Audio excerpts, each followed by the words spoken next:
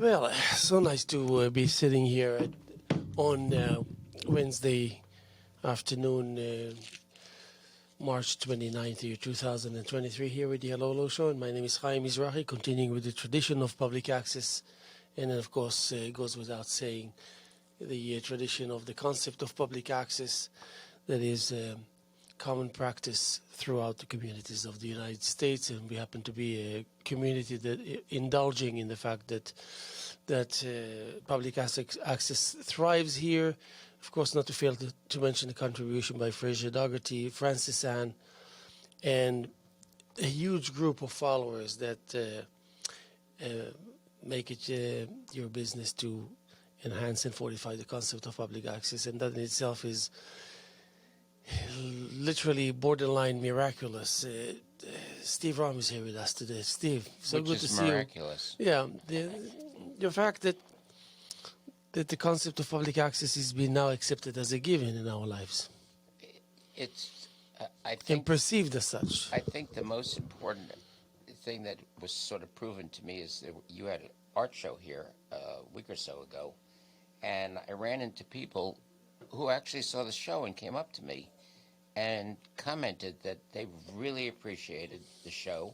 They listened to it and paid attention to it and had comments about things that both you and I said and agreed with us about what we were talking about. And it was nice to know that there are people out there that are listening, are paying attention. It's unfortunate that maybe it's the subject for the day, that we don't have officials in the town who listen to the public and do what they want.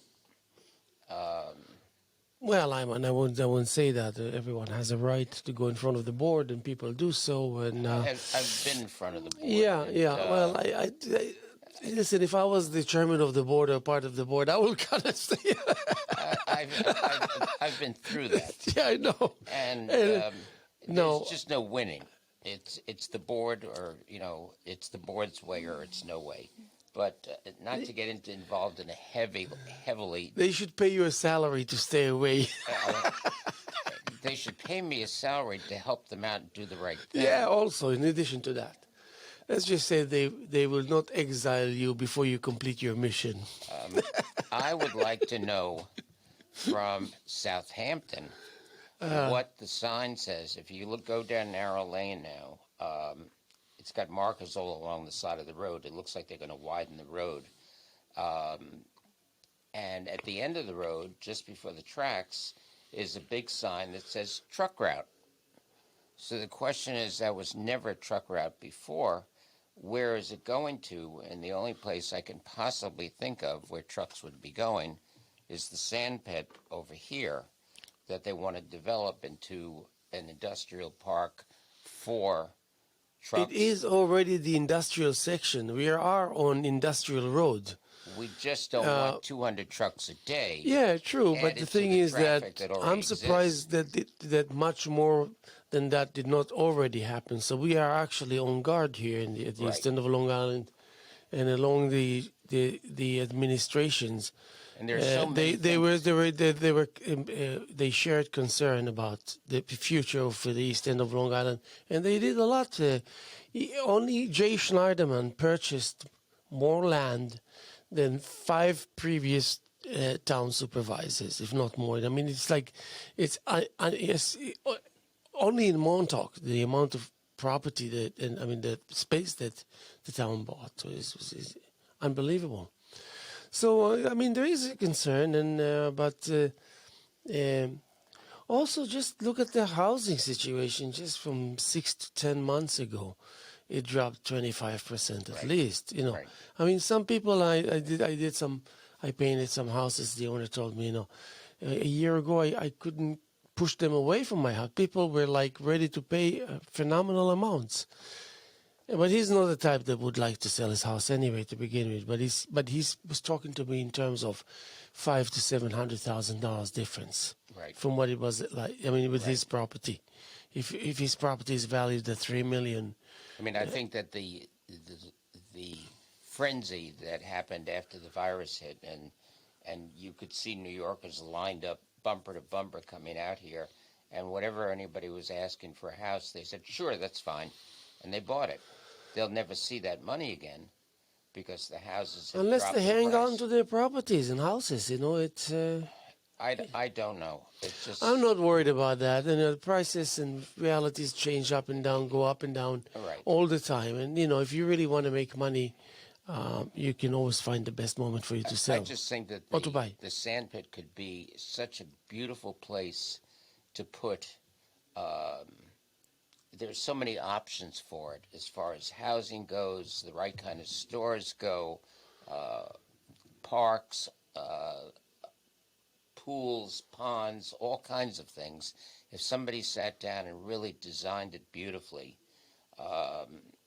even a certain amount of condos where people could afford to live who can't afford to stay out here anymore would have a place to move to. There are ways to get around things as far as prices go.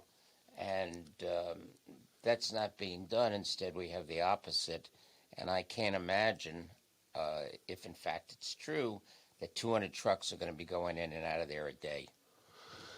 I don't think so. And if I were you, I wouldn't even worry about it to begin with. All I'm saying is that in the last 20 to 30 years, we lost 50% of the level of our intimacy here. So Right. it's not something unusual, but we maintain some kind of integrity that still we can call it the Hamptons, and people would appreciate it. Like say, yeah, why? Yeah, you're right, great. But figuring out the damage and the sacrifices as we look at, as we looked at the future, and from now we look on to the future, there's always factoring that portion that as a given would not be there in 10 years, Right. But other things also, we still have the beaches, we still have the consciousness of care and sensitivity for the most part. Now and then, people come on day trips or whatever it is. That's okay. That comes with the territory. Right. I think this community is equipped to bear and to deal with those kind of I think we're facts on the surface, I think we're reaching a saturation point, though. It's like I remember as a kid, it was a We big used to thing. say that 20 years ago also. Yeah, I remember as a kid going to Jones Beach to Tobay Beach, which was town of Oyster Bay, and it was separate from Jones Beach, which was literally packed person to person, and Tobay was much emptier. I remember when they used to go past the Wainscott Beach almost every morning with a tractor and a big rake behind it and turn the sand over and clean everything up. That's never done anymore. It's unfortunate. In 1983, I could have bought a house for $130,000. Easy. Not anymore. Not, yeah, but I know. I remember that Tina Fredericks literally wanted me to buy a house so much. I was her physical therapist. We were friends. We belonged to the same group, even though I was 27 and she was 58. It's not like, but she was sensitive enough to say, you deserve to own a house here. Right. You deserve to own a house here, because she figured that I'm here to stay. Right. Because that's the kind of a person I am. So she said, you will never leave here. Well, I think that's true of a bunch of us. We consider this home, and no matter what the circumstances are, where we live is where we're going to be. Yeah. And we're not picking up, and we're not moving to Florida. We're not moving to the Carolinas. Who will accept you in Florida anyway?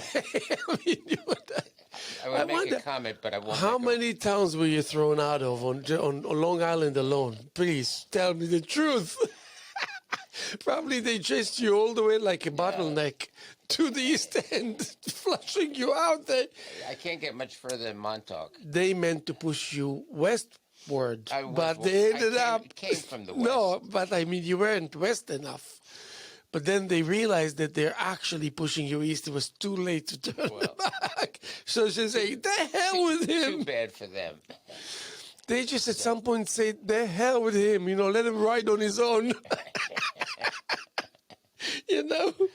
But I think there's much to be said about finding ourselves. Well, I mean, here especially, it helps to live here, to gain sensitivity and artistic values. Don't you think? I mean, it's easy. I think that Anywhere you turn, there's some big names, some big studios, some big heritage, and it's real. And if you have just an ounce of desire and talent, you can envision yourself up there like them. To get you're so close to them here that you can really literally. I mean, I can go check out some graves here and then feel like I just bonded with the greatest of the last 150 years. Well, I think that within the context of that, I wish there was more, not necessarily socializing, but there had been a time where artists used to get together on a regular basis, sit down, have coffee, have breakfast, have their drinks, whatever it was, early in the morning, and discuss their art, discuss what they were doing. And today, it's impossible to get two artists together to discuss anything. I would love to see that come back, where there was a round table of artists, and we certainly have plenty of real artists out here. How many round tables were you kicked out of? Tell me the truth. Haven't been kicked out of any. Square tables, maybe. No, I should ask it otherwise. How many times did those around the round table just stood up and left, and you were left there alone? No, I always had company. I think it was you. Yes, I know. You see what I mean? Dedication. I'm a dedicated friend. I have to say, and I was going to say, that 36 years of doing this show, A, qualifies not for this show, with LTV, with 24 LTV, this show. 24 with this show. Certainly either qualifies for total insanity or dedication. Yes, and I think it may be. You know why they didn't give me an award? Because they don't know which award to give me. this, which one? I think probably the board of LTV sat down and said, "We have an empty room. What are we going to do with this empty room? We have nothing to do with it. So give it to Haim. Let him do whatever he wants." Yes. But I think going back to the issue that we know well enough to know that when we're like not only just putting an act, I mean, just for the form of speech, but rather really living the life, the lifestyle, everything, you know. So the contribution that we can and able to due to our work and our talent and our decision and our opportunities and our action and our busyness and our creativity and everything, due to that, there will be something viable that, you know what, it's good stuff. It's gotta make a difference. Yeah, even a minute one is actually is a meaningful one when I speak of an impact. Well, I think the one thing that's missing, and I think it happened when the virus came out, is that people have isolated far more than they ever did in the past. There were many more benefits, occasions, etc., where people got together on a regular basis. I mean, go back to Saracen, for example. I mean, on a Friday or Saturday night, everybody was there. And you saw all your friends. If you didn't see them during the week, you certainly saw them on the weekend. That doesn't exist anymore. All those places are gone. And people don't socialize the way they used to. And I think that's unfortunate. Yeah, but I heard you say the same thing you just said now, not related to the epidemic, the pandemic at all. This kind of claim, you can tell it anywhere, anytime. You know what I mean? But the point is that don't you think that we passed the pandemic pretty admirably? At the end of the day, I mean, look at it. Was it really as terrible as we think or claim that it was? I don't think so. I think it is. And No. Listen, the way you feel now is It's not due to the pandemic. No, but I think that It's violent mood swings. I think that a lot went on that people aren't aware of. I think that it's still going on. I was just told by my doctor we were going to go to a group gathering with 100 and some odd people, and he said to me, "Don't go." He said there is far too much of the COVID out here right now. Yeah, yeah. And if you look at the chart, but by now it's basic. Wouldn't you want to stay away from a room full of people that have the flu? yeah, So the same. So this. it's not quite Listen, the same. you know what? Today I went to get coffee, and the waitress that made me my coffee, a second before she made me my coffee, touching it with her hand, she went like, "Oh." I'd say, could I have another coffee, please, from No, another person? no. You know what? I agree with you. But the thing is, I was so disgusted, But I didn't want to hate her for that. Right. So I said, I didn't say a thing. She gave me the coffee, and then I didn't see any, and then I just left. I didn't drink the coffee. But anyway, the point I was trying to say. When I go to the post office, for some reason I always feel like I need to hold my breath when I enter the building, and then release into my hand, and then take a deep breath and hold it again. It's like it's a ritual. So certain things, it's a ritual. Certain things, I just feel like it's dirty or threatening anyway, because that's just the way it is. It's the way it is. But I mean, going to a supermarket and putting on a mask is pointless because the vast majority of people don't wear masks. It's not fair to expose us to a certain scenario and then point at us and say, "Look at you, you bunch of losers, whining, complaining." What's the big deal? Yeah, it's easy to inflict pain and confusion on other people and then point at them and say, "Look, you just squeal like girls, and you're like terrible to watch." Whatever, things like that, awful.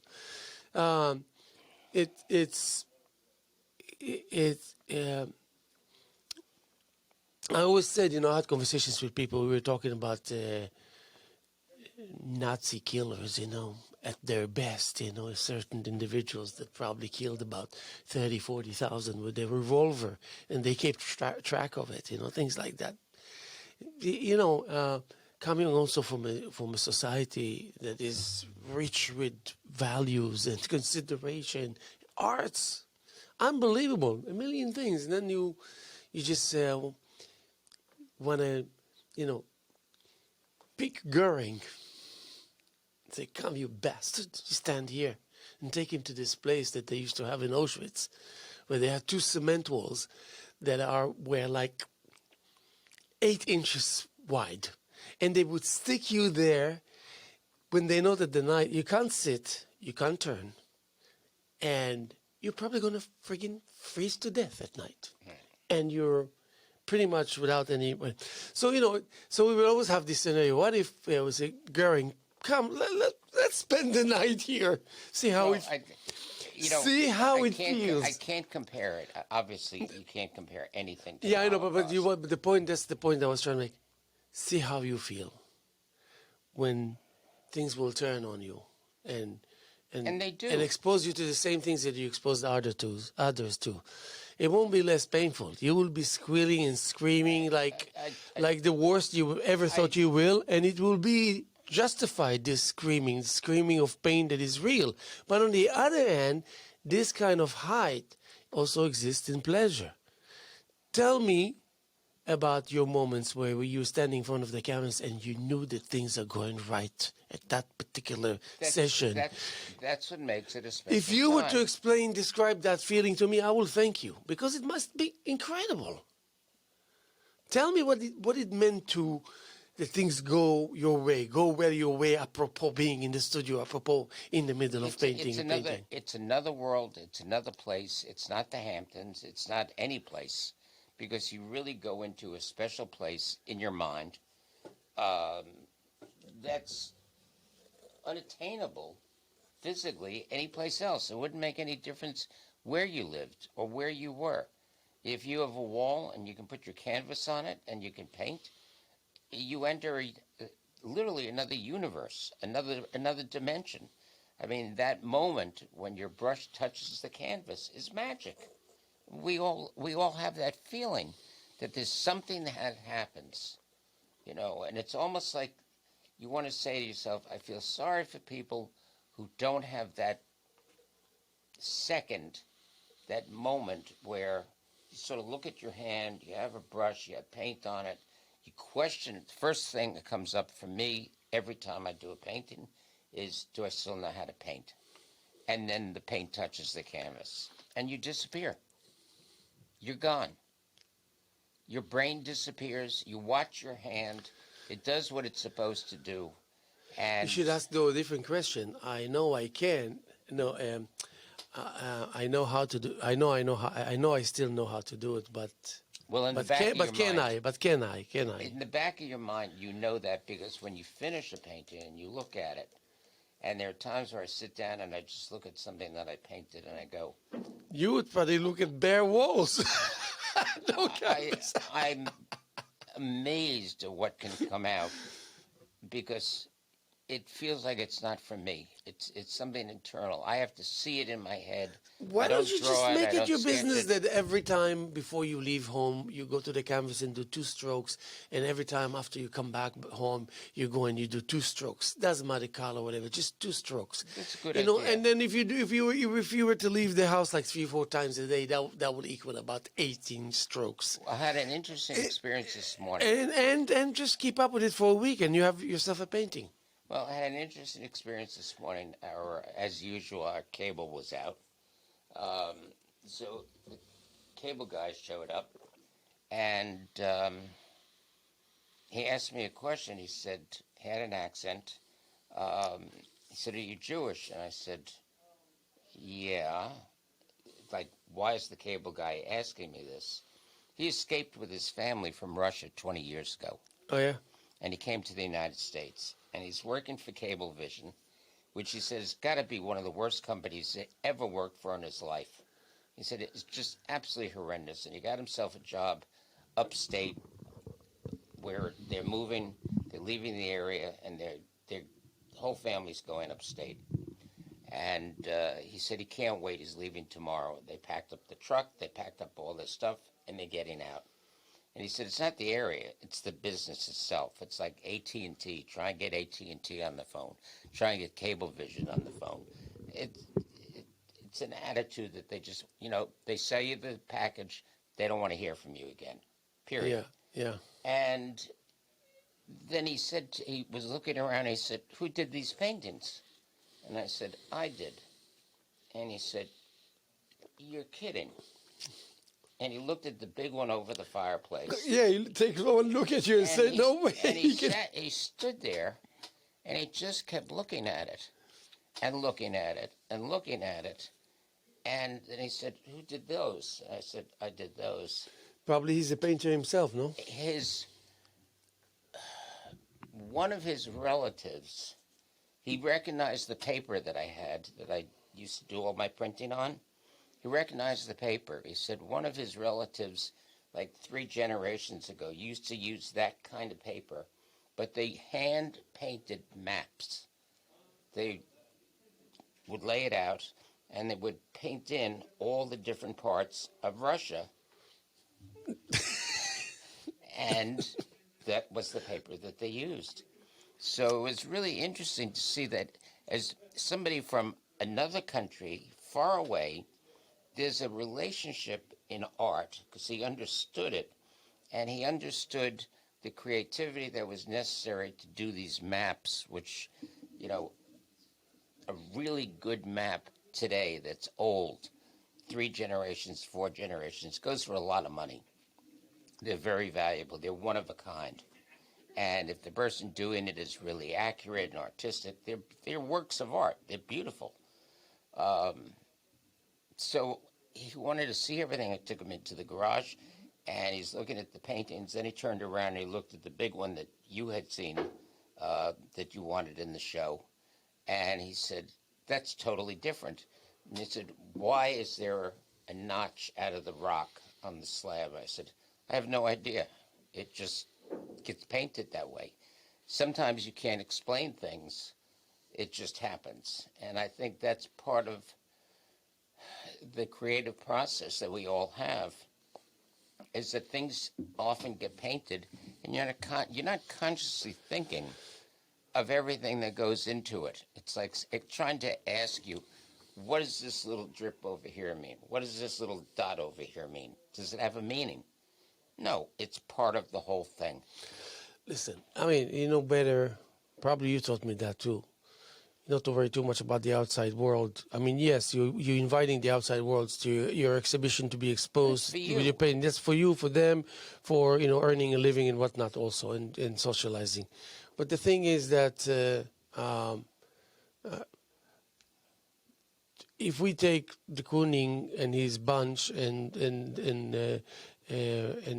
Jackson Pollock and his bunch and all the other wonderful 24 individuals that were like really thriving, when they went to their studio, they really wanted to come at the other end, even if it's session by session, or just thinking about the future as a whole, just coming at the other end really forceful, with full drive, with real drive, with effective drive, with drive that you cannot go wrong with this kind of drive. You're establishing a familiarity with a skill, and then people know that you know what you're doing, and people know that in a weird way you can't go wrong, and people want to learn that from you.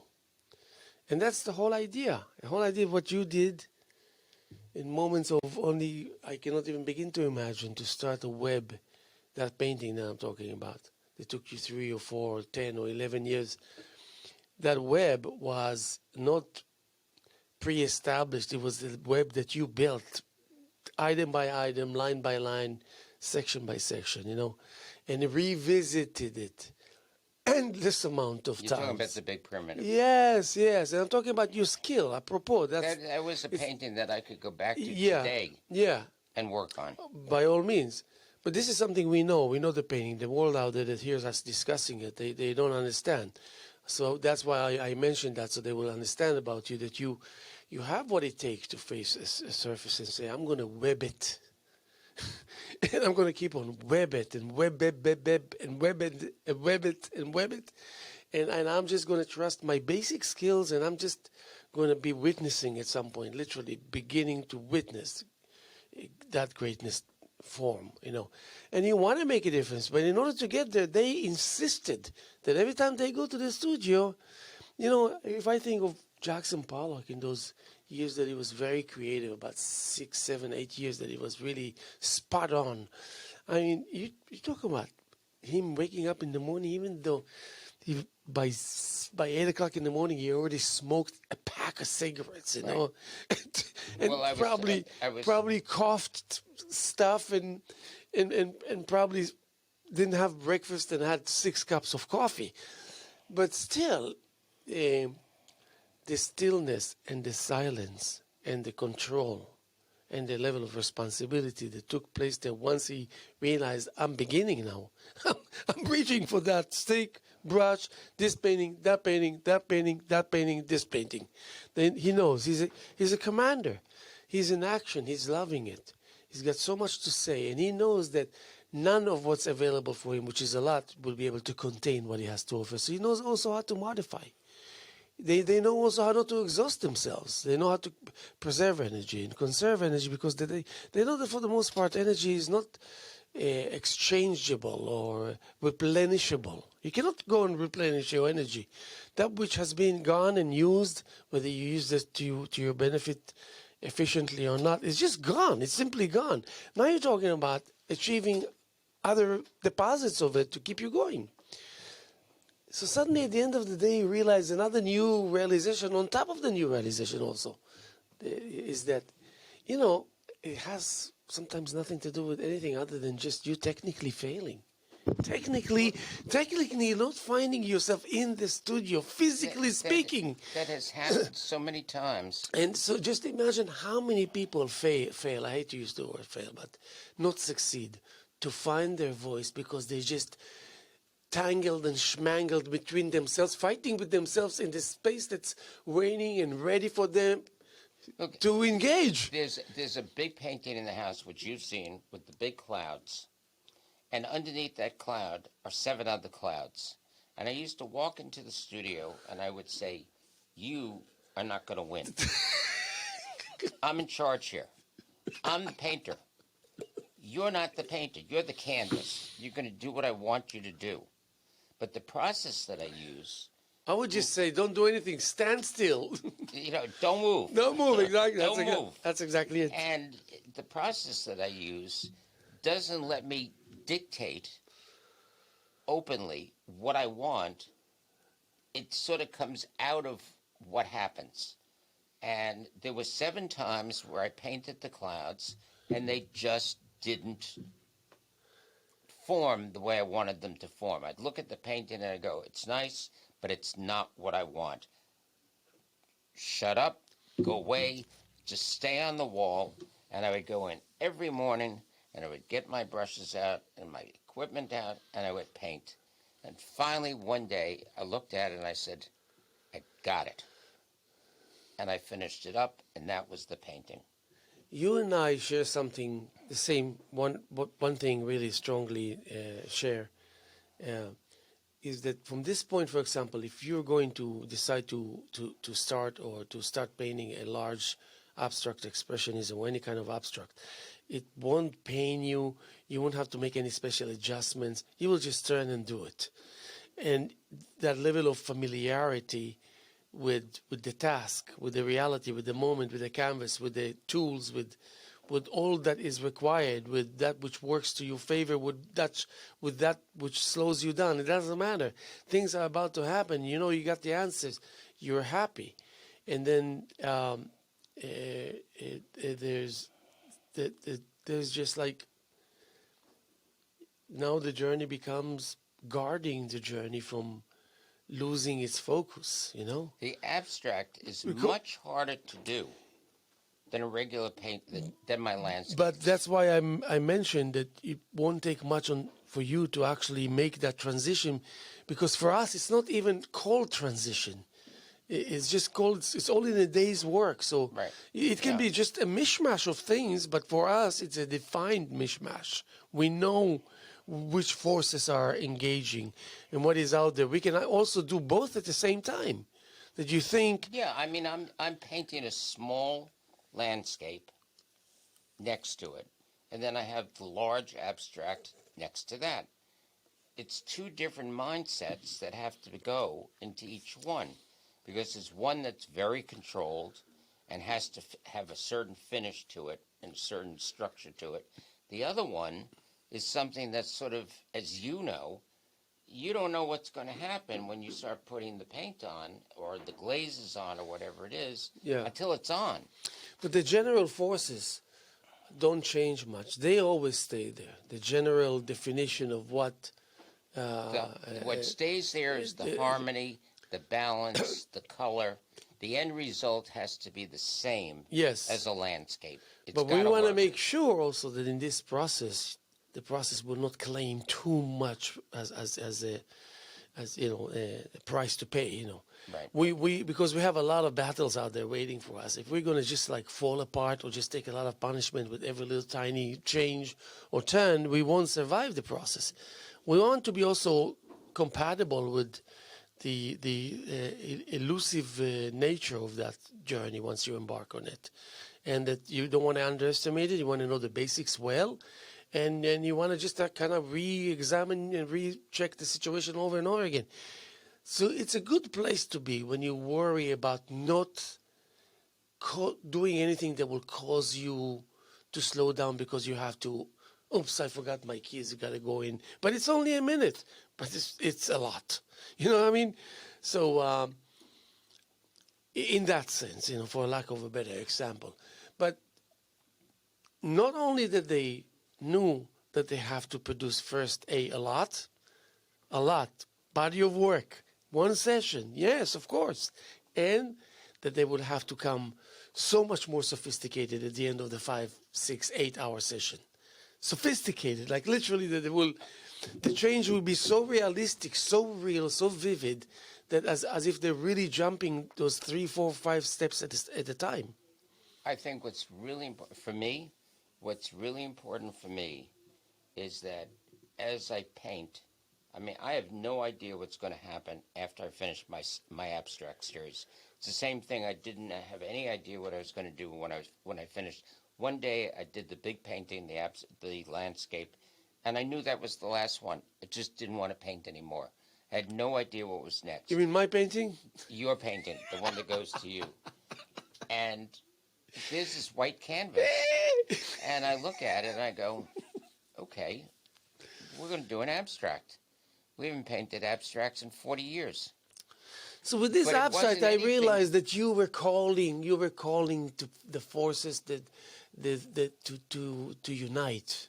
That's what I felt with all these wonderful lines that you drew and stretched. It had to You're have calling the them same to. things. It had to have the layers, the depth, the movement. But the storytelling behind it. There is storytelling. Of behind course. it. You know, if people look at it, if they take the time and look at it, they're going to see the painting, and they're going to see through the first layer, then they're going to see through the second layer, then they're going to see through the third layer, and then they're going to see the movement of the fourth layer, which ties the first three layers together, and it keeps going on and on and on. That's what you do both consciously and subconsciously. I think each painting in your own mind should be better than the last one that you did. You strive for that. That's Doesn't always exactly the happen. point I'm making. Undoubtedly, and without any question, of course. You know, That's why they create that kind of reality where they cannot fail. You know, they will go into the studio. It will result in substantial amount of work, and usually that amount also comes with a breakthrough. yeah, that's an interesting term, breakthrough, because you do come to breakthroughs. There are things that happen. When I look at that abstract that I did, that to me, having just finished a landscape, your landscape, the big landscape, Yes. having just finished that and being really happy with it. The guy that was there this morning was looking at it. He was walking back and forth and looking at it. And he said to me, he said, it changes color. As I move, the whole thing, the whole palette changes. I said, that was my intention. That's part of what I do. He said, well, you succeeded. He said, I'm amazed at how it goes from blue to gold to silver to all these nuances of color. He said, I don't know how you did that. He said, but it's breathtaking, and you have very little light in here, and it's still changing color. It still captures what the sky out here is like. And the abstract does the same thing. I don't know what will happen after the abstracts. No idea. Maybe I'll combine landscapes and abstracts. Who knows? Yeah. But whatever it is, it's when you go into the studio, you don't worry that I'm stuck and I'm only going to do this kind of painting or just this certain style. Something comes to you that gives you the ability to do something different. And I see it. Sometimes it takes me 6 months, 3 months, 2 years. I have to see the painting in my head. And once I see it, because a lot of artists will sketch things out on the canvas, draw things out on the canvas. I don't. I just pick a spot. That's where I start painting, and everything spreads out from there. And I know what this painting looks like. So now it's a matter of getting in there, putting the brush up to the canvas, and it happens from that point on. So Yeah. you know, and I want it to be better than the last one. Yeah. But also there's a holistic level that we need to continue to be aware of and be a part of, that holistic reality that's involving being an artist here in America, here in New York, here in Long Island, here in Eastern Long Island, in the heart of this heritage, coming out of nowhere, like you also, even though you've been here all your life, but still, you never really realized that these things will happen and you will achieve what you did, and to the extent that you did, and also mixing business with it and whatnot. And me just coming from the other end of the world and ending up here and first experience with my feelings towards the Indians and their story, that things long before I knew about history and culture, anything. I just felt like it's worth it to stay here to investigate, really interesting to research. at the show. There was a guy there by the name of Steve, so I can remember his name. Usually I don't remember anybody's name, but since it's my name, I remember his name. And he came over to me, big guy, really, you know him. I've never met him before. He's a very big guy, and he came over to me and he said, I have to thank you. And I said, for? He said, you were on Haim's show, and you were talking about something that really bothered me, and you brought it out. On TV, he watched us? He watched LTV, and I felt there is somebody out there that watches the show. There is actually, so what was there are actually people. So what was it here? And he said to me, he said, his words were, you absolutely nailed it. We were talking about that new gallery that opened in Wainscott. He said, and you brought out every single thing that was wrong with that gallery. Which gallery in Wainscott? Exactly.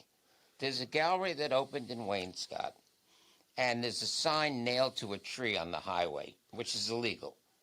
And you're talking about the one here? the one just down the road, and it's set back from the road. You Yeah. can't see it at all. Yeah.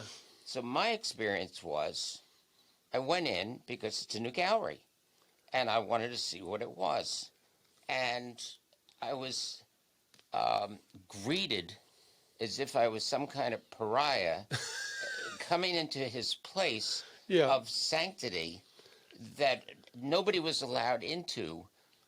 You weren't allowed to look at the art. You weren't allowed to speak to anybody. You weren't allowed to do anything that a gallery is supposed to do. Yeah, but okay, so we talked. And he had the same. He said he walked in.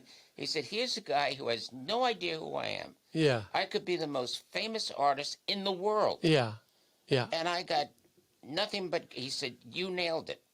Yeah. The attitude was unbelievable. I remember these discussions, but thank God we're having these discussions. You know, that we and can. he said, I didn't get the chance to go on Haim's show. You did, and you spoke about it in a very nice way. Yeah. Because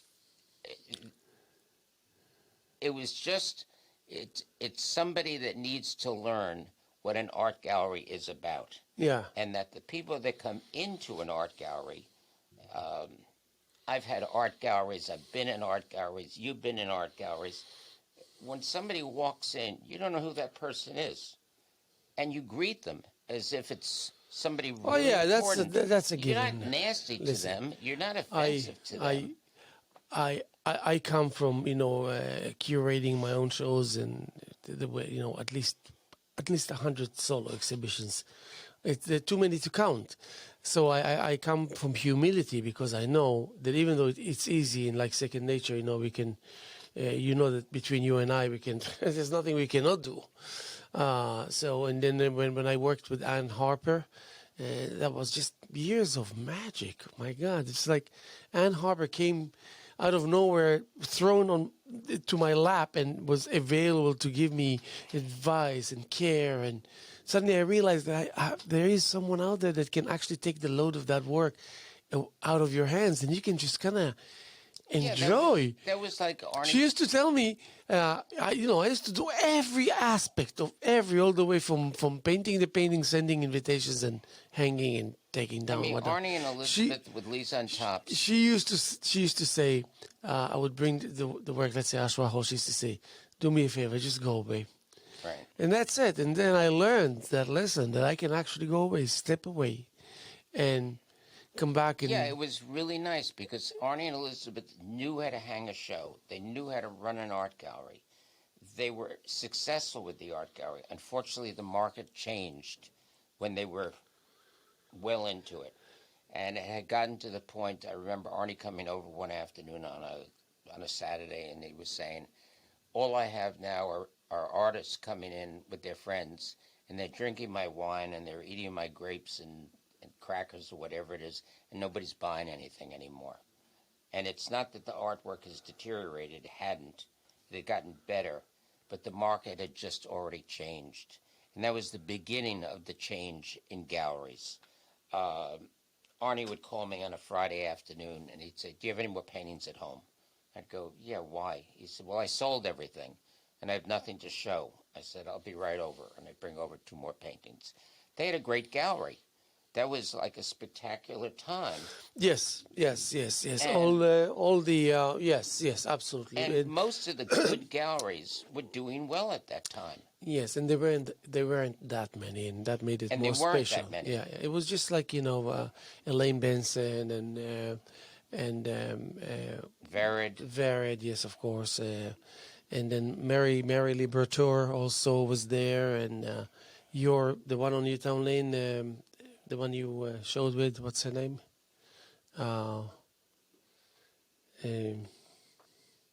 Lisa on Tops. Lisa on Top. Yes. It was a Yeah. New York Soho gallery. Yeah. And they knew how to, Yes. hang the work. Yes. They knew what work to show, and they were successful. Yes. They weren't only selling my work; they were selling everybody's work. And I remember, when we used to religiously go out to the openings, remember? Like Yep. religiously. I mean, I used to have my own special outfits for going out to openings.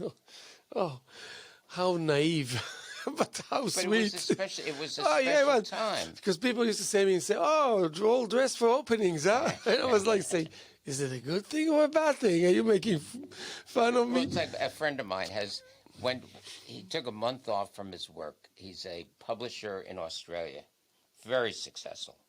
And he took a month off and he traveled throughout Europe, England, France, all over.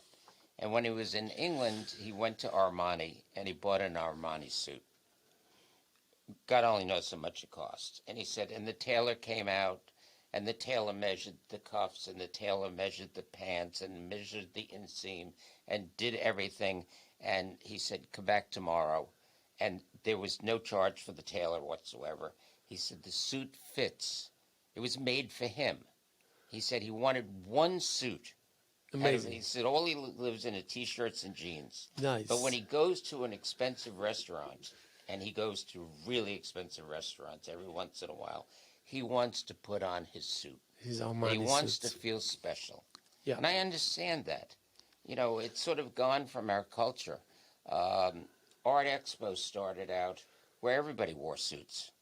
Everybody got dressed up with a tie and a jacket and everything. I did it the first year, and the second year I said, "Screw this. I'm not here to impress anybody with the way I dress. I'm here to impress people with what I've got on the wall." So I did what I usually do, put on my jeans, put on my T-shirt, and walked in and did the show that way. Yeah. The following year, everybody was in jeans and T-shirts, and there were no suits around at all. Yeah. And if there were people that had suits on, nobody wanted to deal with them.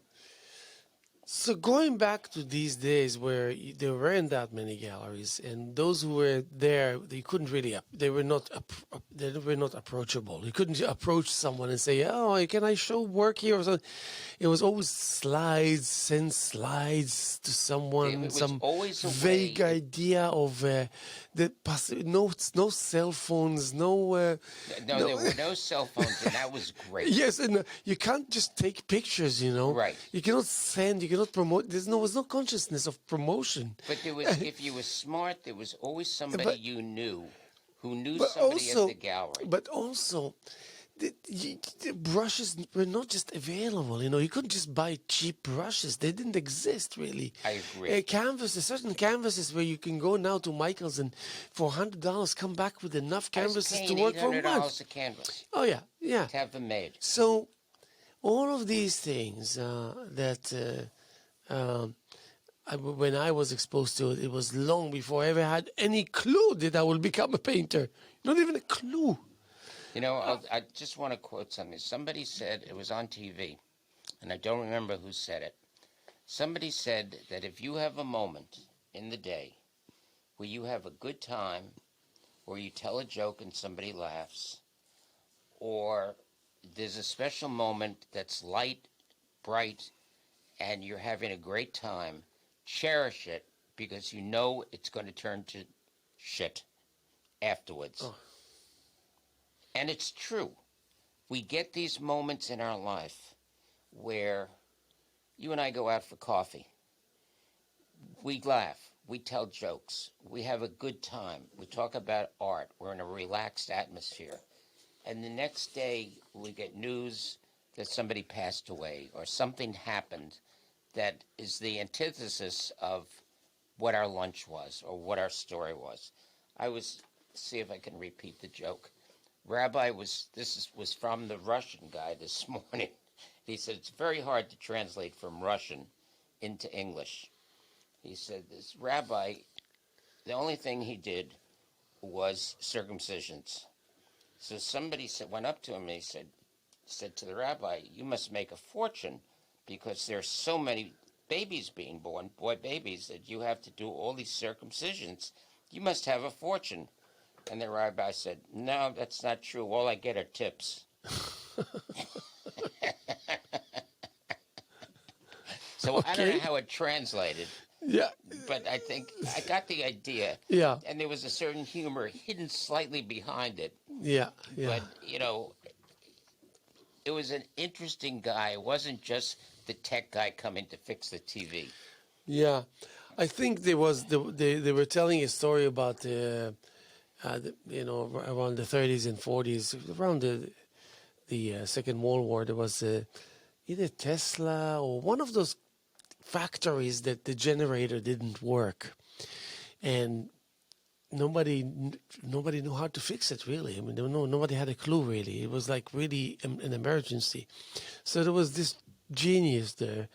There was also a researcher and a scientist. He said, "Just leave the space. Let me stay alone here, and I'll see what's what." So he sits there for a week and take notes and whatnot and angles and configurations. And then after 1 week, he takes a 6-foot ladder and he climbs it and he marks an X and he calls them back in and he says, "Do me a favor, cut that square right there where the X is." They came, they drilled it, they cut it out. He went up the ladder again, reached his hand, pulled certain pipes and wires and cut and reattached and closed it and said, "Turn it on." So turns it on, it's purrs. Perfect. So then time came to charge, so he sends a receipt, $10,000.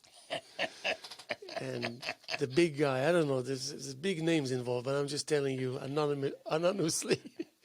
So that guy said, I don't mind paying $10,000, but what am I paying $10,000 for?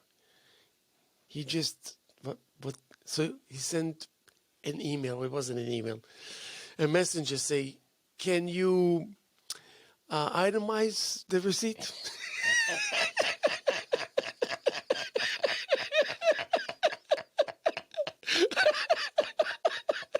I know what my reply would have been. So he said, "Oh yeah, sure." So he sends him a letter, an email. Draw an X, cut the square. No. So he says, "Yeah, mark the X $1, knowing where to mark 99,999."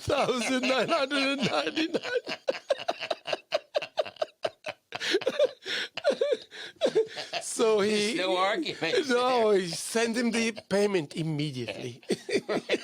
Yes. And make a note. Make sure to call that guy if you have a problem again. Yeah. Maybe you don't need him in person even. Yeah. He will just figure things out.